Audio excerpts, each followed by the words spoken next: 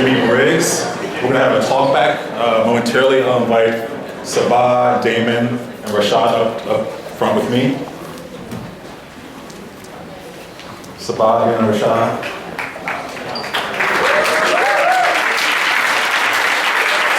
Damon Davis, director producer. Sabah Williams, director producer.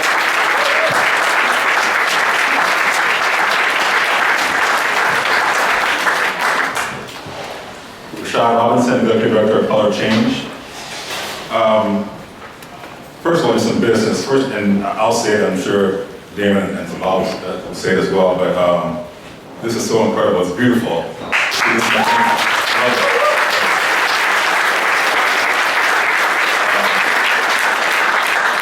August 11th, mark it down right now, blast it out. August 11th, Cruise Streets open nationwide.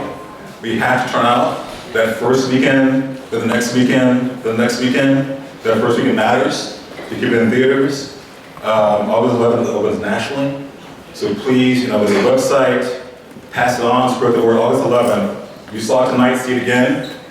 Bring family and friends, nephews, nieces, children. Come out, watch it, support it, discuss it, learn from it. Myself, Damon, Sabah, and Rashad will have a conversation. I'll put some questions out to them, and they'll talk about how this film came about, the journey towards making it. We have Brother Rashad who will weigh in on the work of Color Change, but also talk about, we call this frame, the importance of this document, this movie, in the larger struggle for justice and equity, safety, peace. And then I know there's a lot of energy this evening, and it's, this is my fourth time seeing the film, Sabah. Fourth time. I love that. Yeah, I can't stop watching this film. It's just, every time I watch this, it's more visceral, more pieces I didn't see the first 2 times or 3 times are revealed to me, Damon, and I just want to honor you all for making this happen and giving us this testament. Thank you so much.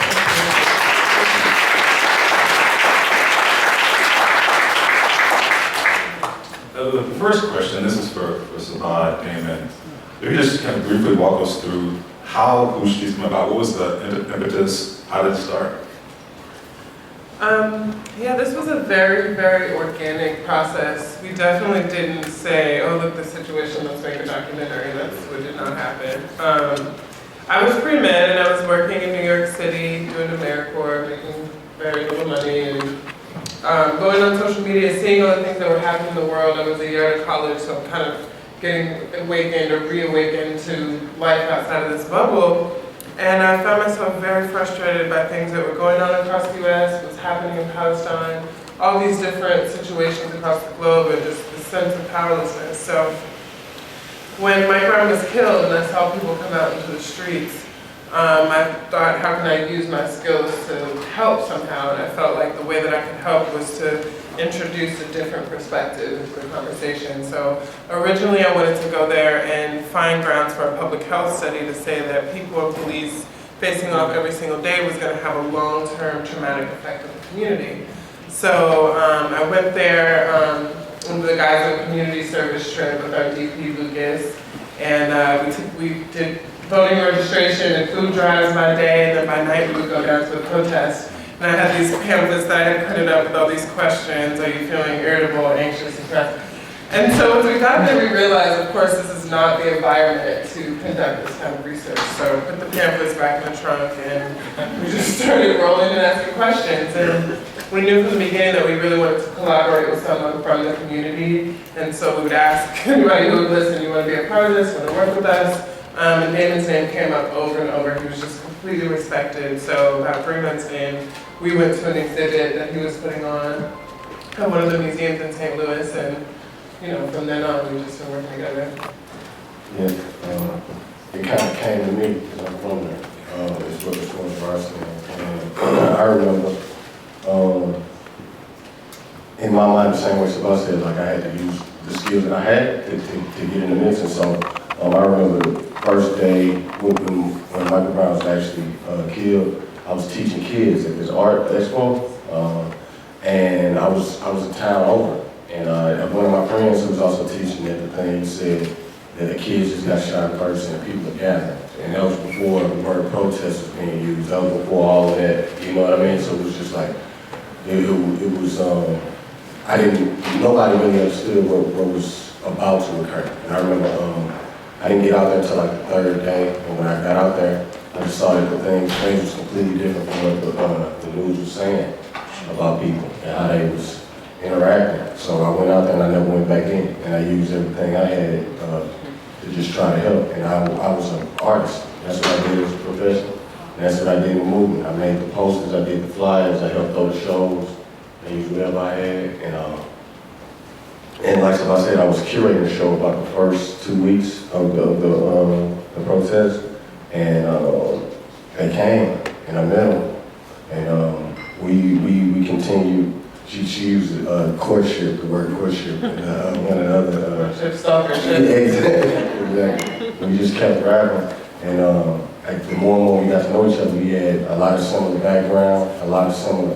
The analysis was the same, and we both wanted to make sure that somebody black got to tell the story about what happened to black people. So that was one of the main things that we came together. Rashad, what's the importance, what's the role of a documentary film, of a testament to the Who Streets, the larger struggle? I mean, Who Streets is something that I suspect will be timeless. It will be a timeless piece of, not an artifact, but a living, breathing, teaching narrative, 10, 15, 20, 25 years from now. Why is it important? I know you color change, you talk about it. Color change is a lot of work on representation in Hollywood, the media, how people of color, how non-white people, how females are seen in the media. You just need to speak to that what you're doing in color change, but also why Who Streets matters now. Yeah, so, first, this is my second time seeing it, and I saw a sizzle reel. We were on a panel together maybe like 2 years ago or something in DC, when you're still like raising money. I just want to say, first of all, thank you. Thank you for telling these stories. Thank you for putting yourselves out there as someone who was out in the streets many nights, who had staff members and colleagues out in the streets who recognized all the faces. This is not an easy story to tell. And there will be many folks who have all sorts of things about, you should have said this, or you should have told this, or there are pieces here that are not here. But the point around Black people being able to tell our own stories, and being able to not just tell our stories, but to be visible and powerful and authentic through those stories, and to tell a full picture is so incredibly important. And that, for us, is one of the key ingredients to how we build the type of change that's possible, and the type of change that we need. At Color Change, we think a lot about the difference between presence and power. Presence is visibility and it's awareness. It's people talking about things. It's retweets. And power is the ability to change the rules. And sometimes those rules are the written rules of policy, and sometimes those are the unwritten rules of culture, of who is respected and how folks are respected. It's illegal to kill unarmed Black people, technically, right? So we talk about all the new laws, and I heard so many people call Color Change or Black Lives Matter or so many other groups, what policy demands do you have? And I'm like, well, yeah, there are policy demands, but in and of itself, this is an issue about how people are seen as full humans. And you can lay as many policies over a culture that does not value people as full humans, and you will not get different results. And so the importance of people who tell our stories, who raise visibility, who amplify voices and stories is so critical to changing the culture that we live in and changing hearts and minds.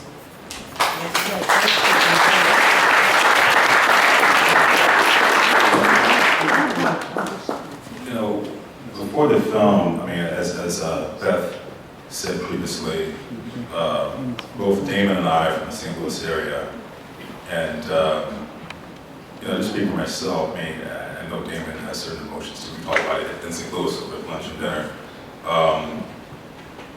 It was triggering, it was familiar, but still traumatizing, to watch Michael Brown, Kennedy Brown, in the heat, August heat, for 4.5 hours. you know, for most of that time he was uncovered. So you had families and kids walking by, seeing about an 18-year-old male, little village, just kind of slowly cooking in the sun. And then the action, the response with the uprising, the protest, the limited rioting. I mean, there was, you know, I think one of the things this film does for me, which I think is so critical for all of us, is that it really kind of frames, you know, the poverty destruction that happened, the quick trip and so forth, in context. And it wasn't, you know, most majority of people were not violent, they were not breaking things. It was a small number. Most people were marching peacefully, strategically, as Ted Post said. No one wanted more guns out there, more tear gas, more shotguns going off. You know, and for me, you know, I'm getting to a point, you know, it's interesting because having been a journalist and then watching, you know, Saban Damon, this is the first full-length documentary film, by the way, the first feature-length film that premiered at Sundance this year.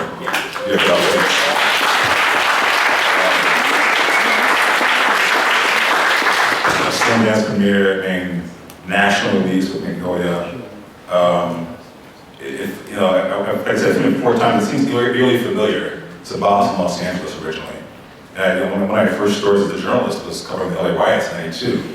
So 25 years later, you know, Saban can speak to more person than I can. You know, we're seeing this happen again. You know, African-American man violated, in the case of Rodney King, killed in the case of Michael Brown. Violence erupts, people pay attention. But when the fire goes out, everyone leaves. Attention's taken somewhere else. And whose streets really kind of, for me, one of the critical things we did with many was stay there and tell the story. The fire got out, the celebrities and the visitors left.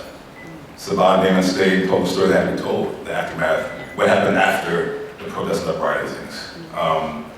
And you know, one of the things too, I didn't know this was, I realized, August 9th, 1997, for those of you who were living in New York or from New York, August 9th, 1997, Abner Louima was assaulted, sodomized, with a broom handle in Brooklyn. So August 9th, 1997, Abner Louima was assaulted here. August 9th, 2014, Michael Brown shot 6 times, including 2 shots in the head, 6 times, laid out on the ground. So these stories continue. You know, we forget the names. There's too many names to remember sometimes. We forget the names, the shootings, the chokeholds, the multiple gunshots. It keeps happening over and over again. And I guess, you know, I say that because I want to ask Saban, Damon, and Rashad, what's the call to action with Film Like Cruise Streets? I mean, we have 200 plus people in this space. What's your vision? What are they supposed to do when they leave here? You've educated, you've given them the resources, the stories, the imagery. You peel off the layers of Ferguson as a community. Now what? That's a big question, right? I personally, me and Saban, I don't know if I speak for both, but me personally, I just want Black people to see the beauty and majesty in themselves. And instead, this is not a ploy, this is not a piece for white people to come around after 500 years and notice, you know, what they're doing and feel bad and change. I don't even know if that's possible with the current state of things, you know what I'm saying? But for a second, some Black folks can see themselves in power, whatever power may mean to you, but Black folks can see themselves and be proud and you know, just have something to hold on to and get you up out of bed in the morning, you know what I'm saying? So like, that's the call to action for me, just going directly, you know, to my people. And I hope y'all feel good, you know what I'm saying? So that's me personally.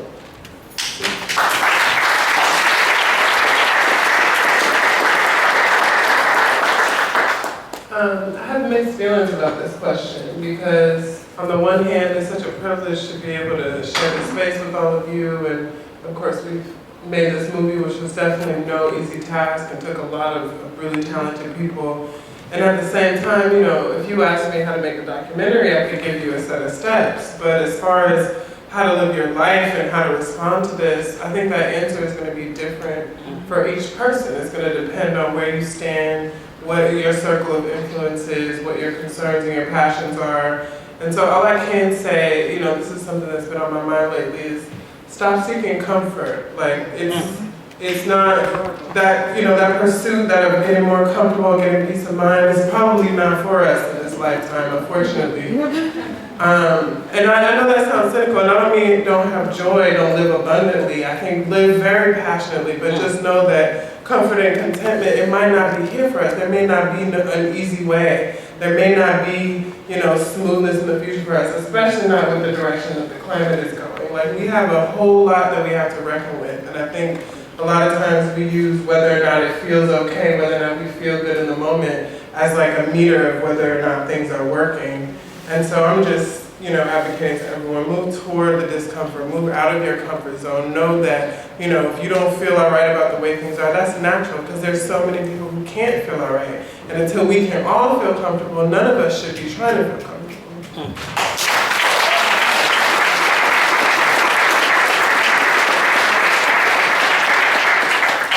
I think I want to do everything I can to make sure that people see this film. So I think that is the first and foremost start, because I think that the more eyes on this film, the better, and the better for the conversations and telling the story the right way.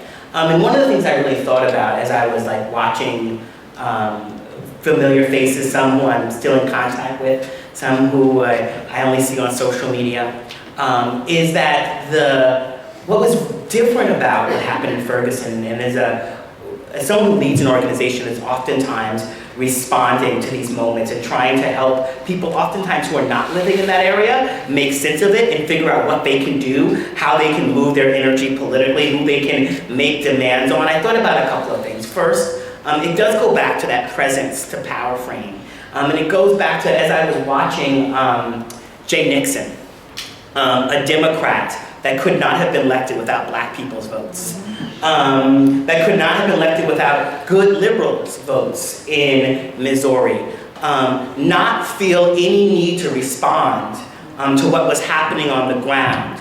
That we can't have the political discussions that we're having in this country and this binary Democrat versus Republican, good versus bad, and that we have to build independent political power for black people and for oppressed people that hold whoever is in office accountable. And the sort of issues that I saw sort of play themselves out on screen were issues of folks feeling like black votes are present, but black people are not powerful when they need them.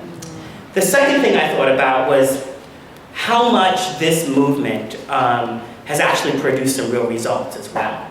And this movement has built energy, for instance, all around the country, where people in this last election showed up in thousands to text voters in places where they didn't live to help kick out bad district attorneys. And my organization and others worked to kick out 7 bad district attorneys all around the country. And the movement that was birthed in Ferguson absolutely had an impact on district attorneys being kicked out in places like Orlando and Chicago and Houston, and just most recently in Philadelphia, where people showed up fighting back and helped to elect a district attorney who represented Black Lives Matter and Occupy as a civil rights attorney. And so there are changes happening, but how we translate that energy and how we think about showing up over the next couple of years will be really important. So I think, one, see the film, but think about how are you responding locally? Where are you putting your energy? What type of political institutions are you supporting? And are they just about politics as usual, or are they about building power for the most vulnerable people? And then I would say that as we head into this next election cycle, and there's a whole lot of conversations around taking back the House of Representatives or the Senate or all these kind of political issues, which are important and I'm not minimizing. We have to be thinking about locally who controls people's safety and justice. And what are we doing in our communities? There's a district attorney's race right in Brooklyn. There's a district attorney's race that probably won't be happening in Manhattan because no one's running against the incumbent. But all these are things that you can do right here in New York City to show up around changing the dynamics and changing the power for the most vulnerable people.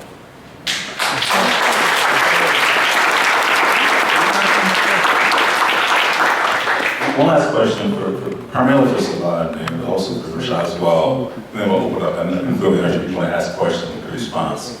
It's a big question, but this is something I've been grappling with for the past few years since Michael Brown was killed, and going back and forth in this area in Ferguson. And that is, I'm sure I make reference to it. What does, this is an individual question, individual answer, but what does the movement, Black Lives Matter, racial justice movement, equality movement, what does the movement, if anything, owe Ferguson, the community of Ferguson? I mean, this August will be 3 years since Michael Brown was killed, and Saban, I touched upon it, maybe they'll talk about the film. I can tell you right now, 3 years later, the majority of residents in Canfield are gone. David wasn't the only one who got evicted. Yeah. Majority of residents in Canfield are gone because of eviction, due to arrest, they're not being paid rent because they were protesting, sacrificing their jobs. People were pushed out for whatever reason. Canfield has become a shell that it was when Michael Brown was killed. There's a black police chief, black city manager, black prosecutor, black city attorney. This past year, there was an opportunity to elect the first black person, a woman actually, a black woman, city council member, opportunity to elect her as Mayor of Ferguson. Votes weren't there. The same year was the mayor Michael Brown was killed, James Knowles, who you saw in the movie, he's still mayor. The divide is still there. West Florissant, where the majority of the protests took place, where you saw the tear gas and barricades, is still struggling to recover economically. There's been progress for sure. The consent decree in the DOJ, and there's been progress for sure. But Darren Seals, who was honored in the film, he was in the film, the brother was Drez, and then in credits he was, Damon Sabat recognized that Darren was killed, shot in the head, burned alive in his car not too long ago, last year actually. And I didn't know Darren well. I mean, we spoke a handful of times. Damon was him, knew him, as did Sabat. And one of the things Darren said often was, he talked about accountability, leadership, that the Fergusonians, Ferguson resident stakeholders, had to be masters of the fate of Ferguson. And 3 years later, you had Tamir Rice, Freddie Gray, Jordan Edwards, Philando Castile. It keeps going on and on. Our focus has shifted. But Ferguson, the consensus is Ferguson was the incident, the movement, the uprising that catalyzed Black Lives Matter. And the question I still wrestle with myself, me personally, is, the fire's out in Ferguson, it's still smoking, it's simmering. What is the movement of Ferguson? The people who still have to exist there when the cameras leave. Jimmy Griggs, thank you for asking that question. No one ever asked that question, I just really appreciate that. I think the movement of Ferguson, the truth, I think that's what everybody owes Ferguson. It's just the truth about what you're doing and why you're doing it. And the truth about what you prepare to do, you know what I'm saying? Like, what you're gonna do for people and how you're gonna operate in the world. And that's been something that's been very, very important to us throughout this entire process, is being truthful with these people. You know what I'm saying? Being, and showing care and respect to what's going on. Whether it be the family, whether it be the people that live in Ferguson. It's just been, it keeps me up at night, to be real with you. You know what I'm saying? Because I gotta go back there. And I think it's, the truth means a lot of different things. And I don't know if it's like, if you getting something from it, giving it back to people in person. But I think the main thing is to ask the people, because I'm not a resident of Ferguson. I was born and raised in East St. Louis, I live in South St. Louis, and I went out to Ferguson. I think that question is for those people that still have to struggle out there. And what do they think they owe, you know what I mean? But from where I stand, I think that's what we owe them, if nothing else, the truth. And that's what we try to do in this movie, to tell the truth about what happened. You know what I mean? Because it's just like, people remember Harlem, and they remember Watts, but until Selma was a movie, you know what I'm saying? You don't hear about the places where we come from in the middle. You know what I mean? And so I think that the truth is very important. I think that's what we try to do, and that's what we owe those people, at least us, Yeah, absolutely. I second that wholeheartedly, and I think to get a little bit more specific about what that means, a lot of us who have the opportunity to sort of pontificate about what racism is, how it works, who it affects, what the next steps are, a lot of us are people who are actually shielded from those very same impacts. And so what I saw in Ferguson and what drew me there was, it was the same as what I saw in South Central LA, and it was that part of LA that doesn't get talked about. What you see on television in LA has no resemblance to my childhood whatsoever at all. And so I think what we also owe Ferguson is to be honest about the intersections of race and class that are present. And when we're talking about, when we're making these intellectual, when we're talking about property damage and what tactics are appropriate and which are not, what we really hope to do with this film is to demonstrate that this is not happening on that theoretical level. These are not people who are trying to prove a point. This is a group of people who is physically being pushed down, literally, not conceptually, not in the form of a microaggression, not an intellectual slight, literally being physically repressed, trying to go out into their yards. And a lot of us have no idea what that's like. And so when he talks about we owe Ferguson the truth, I think we gotta be honest about when we have no idea what that's like, and how are we using our access and our ability to converse about these things in order to lift the experiences and perspectives of people who do know what that real repression is like. Because as the saying goes, first it came for us, then it'll come for you. So what is now very strange and unfamiliar could be commonplace in the next decades. And if we don't take the opportunity now to listen to the people who know what it's literally like, we're gonna cost everybody an opportunity. So just figuring out ways to really center that leadership in our conversations.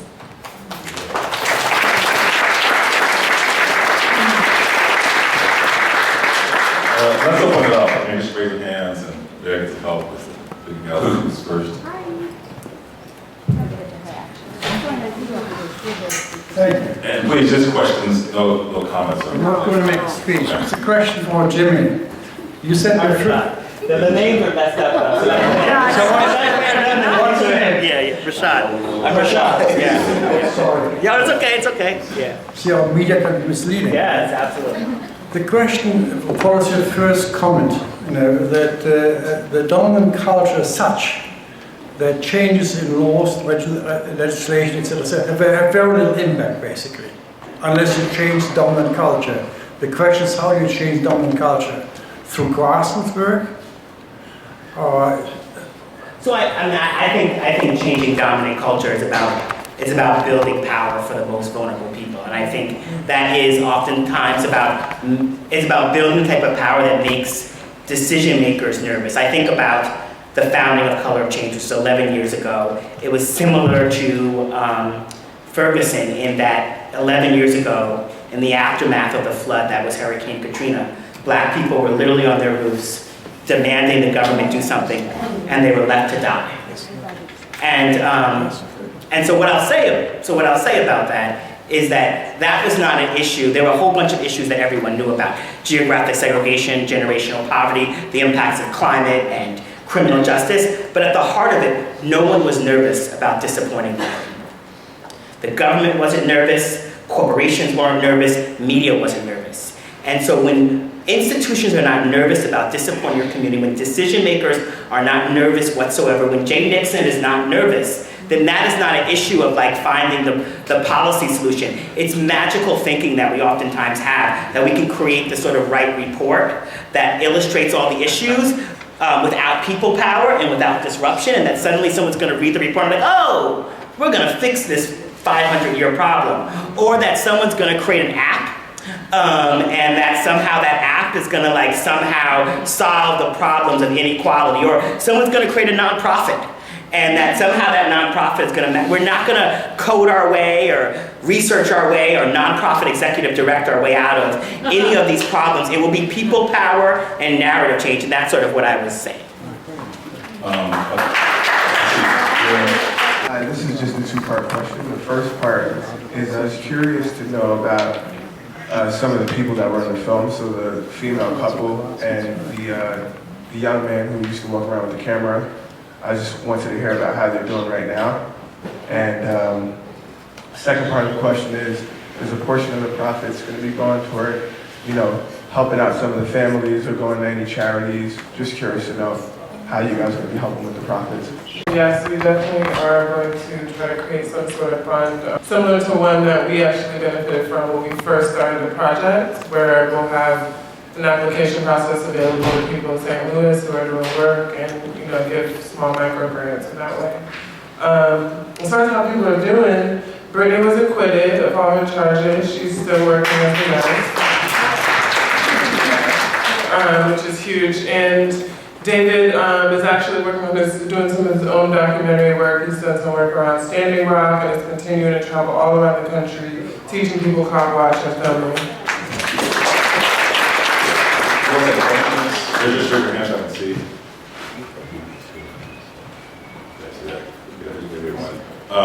Yes, sir. I don't need the film focuses a little bit on how people are impacted by the sacrifices they made to be out there and protest. And of course, we know that people lost their lives. Darren and Edward were just two names that have really impacted and who have been lifted up in the last year. So I'm wondering if you can say more about how other people, I know this is sort of the last question about how people are doing, but can you talk some more about how this has impacted people that were involved, but their health, their wellness, their mental health, and has there been any effort to check in on those folks a little bit more and make sure that they're doing well? Yeah, I can speak to that. There were 6 different people that were killed in cars that had something to do with this case. And Ed was the last person to die in that way. He was not killed. Where his family said everything like that. So I don't want to make any speculation about that case. I personally, and everybody I know is not unscathed. You feel what I'm saying? Everybody I know is carrying something. And I check in on people because I see a lot of these people are like lifelong friends to me now. I didn't know before that. It's hard to keep up with everybody, and some people are making specific, I guess specifically not trying to be kept up with, and not trying to stay in this place that hurt a lot of people. I don't speak for myself, like police was out in front of my house, same thing happened. It didn't just happen at first. All of St. Louis, the police went in unified command. Whenever a protest happened, they came down and they buried down people. So it's good, like sleep loss, just like normal mental health issues. So people are much more, not normal, that's not normal, but like people are much more volatile, and it's just like all we can do is lean on each other. The same thing Black people have been doing since the beginning. You feel what I'm saying? So I know. Some people, like Brittany talks about it openly, about like actually going to see a doctor and stuff like that. And I have friends like my friend Shiraz, and that's her main ministry. She's just trying to get people's mental health together. But I'm not gonna sit here and lie and say that everybody okay, because they're not. It's people that have real serious PTSD, and everybody. People it manifests different in different people, but if you are out there, I don't think you're the same at all. Nobody does. That's included. Yeah, that's what I'm sure. Like, I won't tell you, I got sleep loss. Like, they was in front of my house and nightmares and shit like that. You know what I'm saying? And it wasn't the first time interaction with police, but that's a whole other level, especially like that. It looks very close. It looks even closer when you're standing right there. Straight up. So yeah, we definitely got our own problems. But again, we leaning on each other. That's all we got.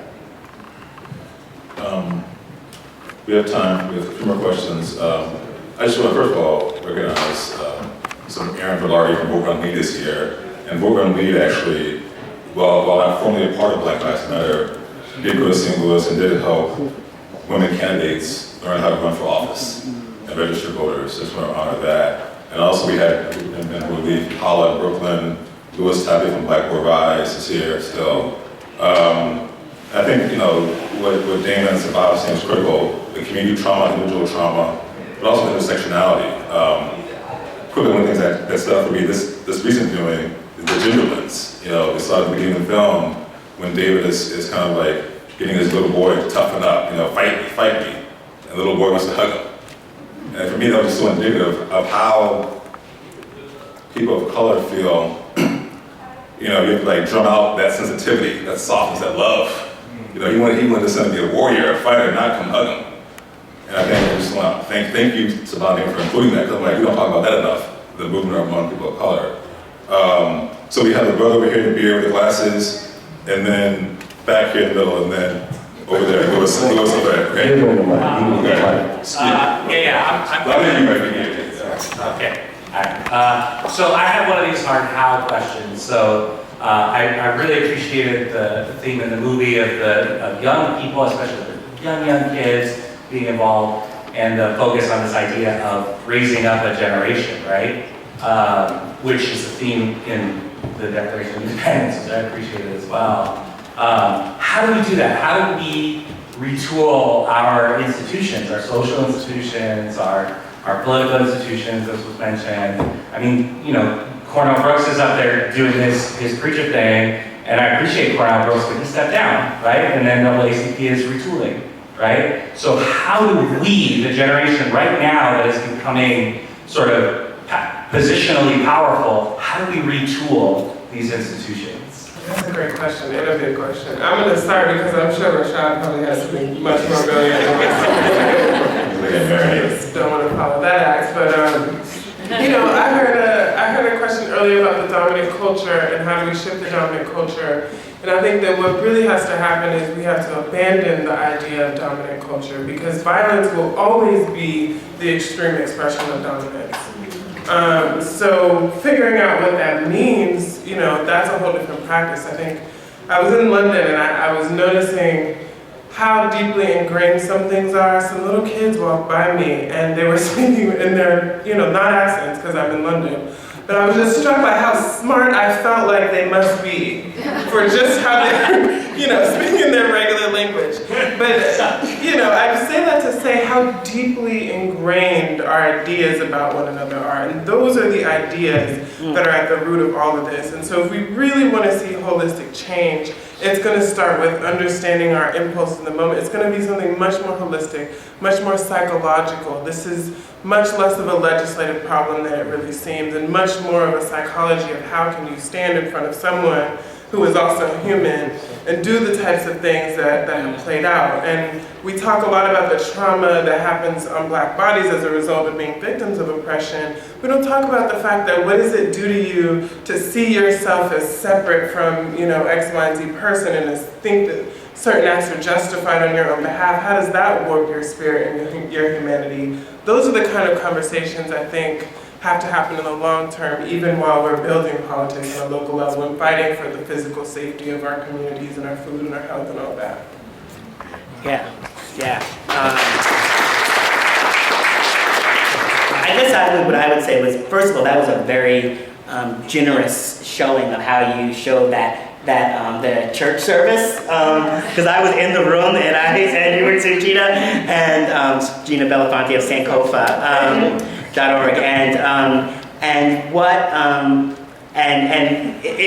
that was, they were not as nice to him as like he got pushed off the stage, as did a number of other civil rights legends who came to Ferguson at different points and decided they were gonna, call people to a church or call people or show up at the end of the march and decide to speak, and I sort of watched that from the side.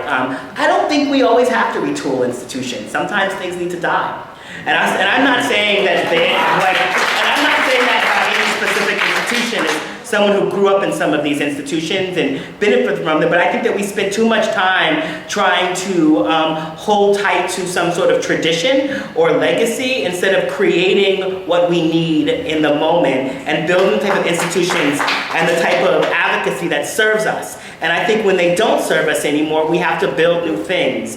And I think that is one of the challenges that we've had with the democracy that we have now, which was built for a very different time, a different era, and a different set of needs and goals. And if we spend all of our time trying to retool the institutions that are failing us now, we will not have the innovation and brilliance to build the things we actually need for the future.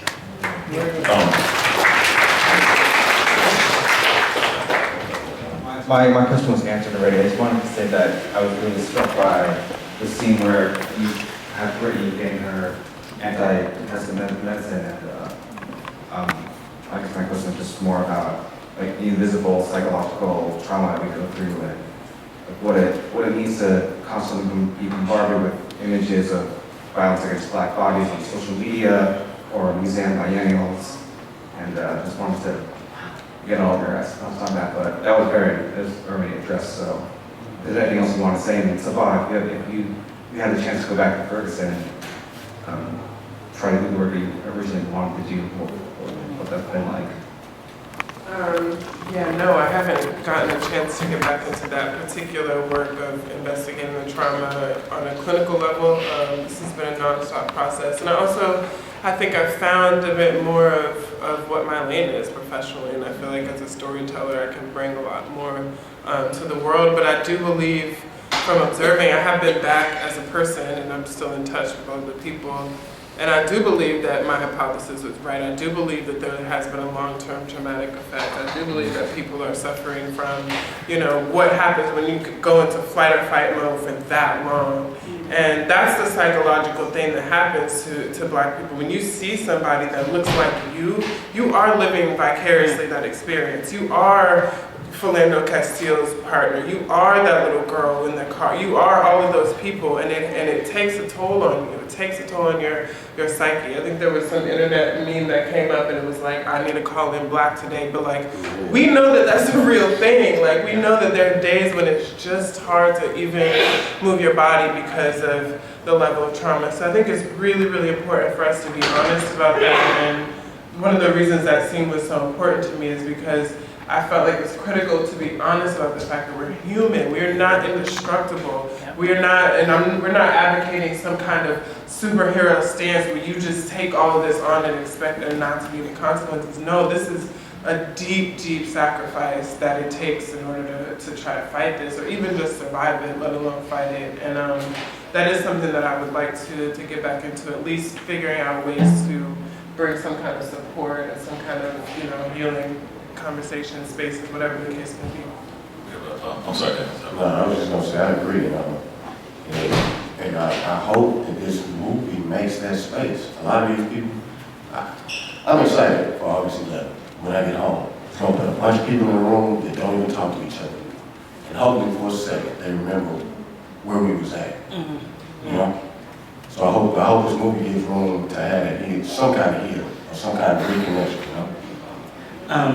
The only thing I want to say to that is that the last several years of viral videos and uprisings have really challenged me as someone who runs an organization that 85% of my staff is Black. 70% is probably millennial.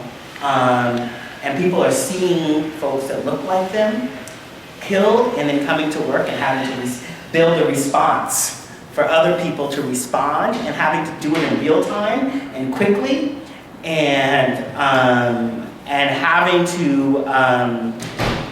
people tag us in social media when something happens, like, hey, did you see this? What's color change going to do about it? And all times of the day, and how to make sense of that in a world where there are no boundaries to how people can access you, when they can access you, what information shows up on your feed or doesn't show up on your feed.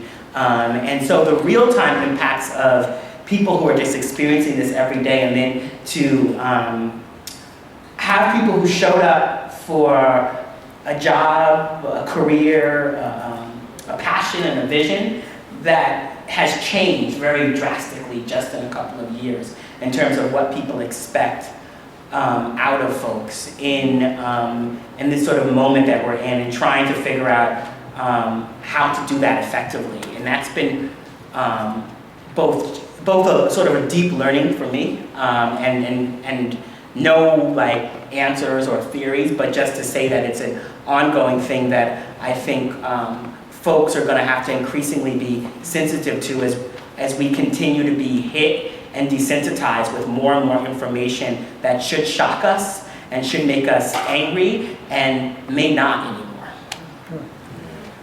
We have one last question before we wrap up. I just want to add something that puts me out there.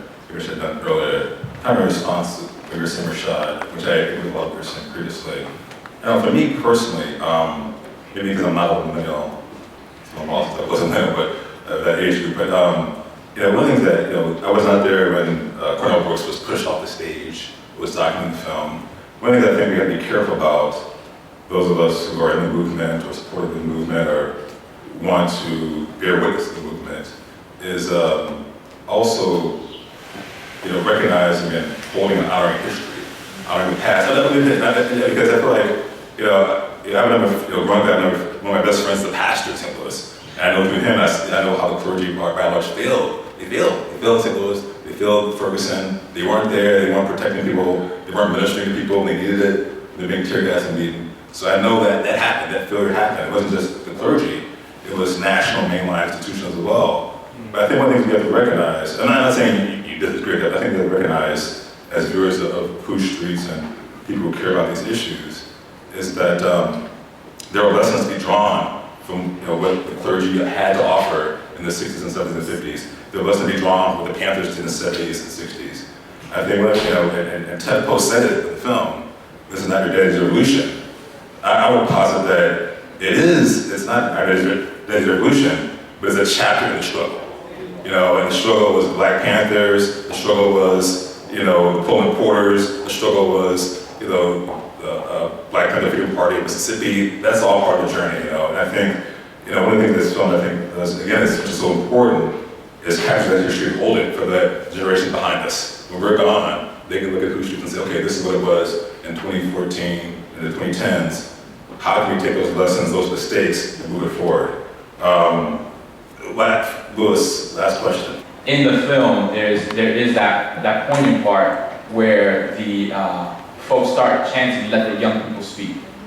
And there's also the closing part of the film where Brittany's daughter gets the mic and she gets to recite Assata Shakur's quote. For you and this film and for us, how do we give space to the voice of young people? And how do you see this film as a portal to that, as a tool, as fill in the blanks? I think we the young people, I ain't super young, I think we the young people, but I think that this is what I have learned through our purpose and intersectionality, learning these new words and all of this, and other people's point of view. What I have learned from some very caring friends of mine is to not tell other people what they need, and maybe asking them what they want and what they need. So the way that I think we can do things for kids as young as me is to ask them how they need, what platform they need, what vehicle they need, offer resources, and move out the way. And that's what the problem was in person. And that's what people just want to hear, is that holding on to the reins, like you know what I mean? Like you can come, we'll let you do this, but I'm not letting go of the reins. And I agree with what you're saying about just about history. But one thing that bothers me is that if we're looking at history, depending on from which side of history you're looking at, and I think it's very important on how we remember history, because Dr. King was not popular with the clergy. And the same because the clergy didn't show up this time, and didn't show up that time. You know what I mean? And I think because we remember it a certain way, then people are misguided when it comes back around you, and you think that you're not doing something different. And so I think it's very important for us to remember the way that these people that we hoist up as heroes were not popular. That's why they did it. That's right. You feel what I'm saying? Like people was not rocking with what they was doing. And I think that I hope that we have created some kind of time capsule to show in real time, with the camera being held by people that was living, that no, you're not gonna be popular, and you're gonna get kicked out of your house, and you're gonna catch a felony, and they're gonna be watching you. And you know what I mean? And just like understand what you're getting into. This ain't a movie. That was a movie. You know what I'm saying? I think it's very important that like keep that. I got off on another tangent. I'm sorry, bro. So you feel what I'm saying? Like get out the way. Let people do. Like ask people what they need to get out the way. That's what I think. I think, yeah, I agree with that wholeheartedly, and I think this is something I'm very passionate about, and it's like a whole nother project, but we are really drastically underestimating kids right now, especially because they're way smarter than we were when we were kids. Anybody who was born when the internet was already invented is going to be exponentially smarter. And the conversation that I have with high school students, I'm like, Jesus, like, we actually should be engaging young people in political discourse actively and not as like a patronizing exercise, but because they have a lens that we need. And so that's a whole nother, conversation. But that line, I like your daddy, this ain't your daddy's civil rights movement. I like that line in the film because it does make people a little bit uncomfortable, and I think it does make people who may have been part of the civil rights movement or part of an older generation feel like, well, hey, wait a minute, I had a struggle too. And the reality is, of course, we know that. We are absolutely standing in all of the labor of our ancestors and all the labor of our parents. But there is that little bone to pick, and I think it's what the activists in this film are struggling not to do is that kind of forgetting that happens in between these cycles, and things get a little bit comfortable, jobs get a little easier to get, money's a little easier to come by. Now all of a sudden we're getting raised to believe that if we just dress okay and perform a certain way, then everything is going to be all right. And we came out into the world and realized, hold up, this is another story. And so the movement went from being one that said, I am a man, and I'm in a tuxedo and you can recognize me by the symbols that you use to define a human, to fuck you, fuck the police, I'm alive, I'm here, get with it, or get out of the way, and you're gonna have to kill me before you get me to sit down. And that's the progression that we've gone through, the frustration and the pressure that we're facing. I think that's where that line comes in from, is like we've moved beyond wanting kind of civil rights in that sense, and we're asking for everything. We're asking for the whole package. We're asking for full humanity.